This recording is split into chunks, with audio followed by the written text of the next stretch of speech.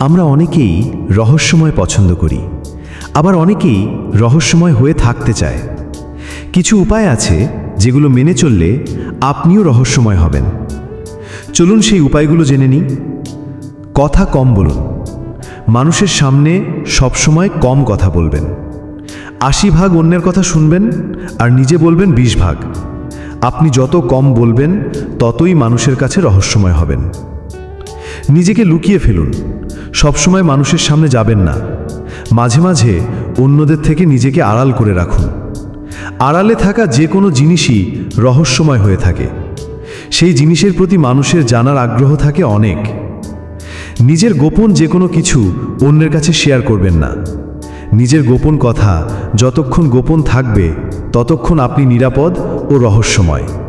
আপনার গোপন ব্যাপারে মানুষের জানার আগ্রহ অনেক থাকবে। আপনার ভবিষ্যৎ পরিকল্পনা কাউকে জানাবেন না। আগামীতে আপনি কি করবেন, কিভাবে করবেন, কখন করবেন সেটা কারোর সাথে শেয়ার করবেন না। মূল কথা, যত পারেন নিজেকে কম প্রকাশ করবেন। যতই কম প্রকাশিত হবেন ততই বেশি রহস্যময় হবেন।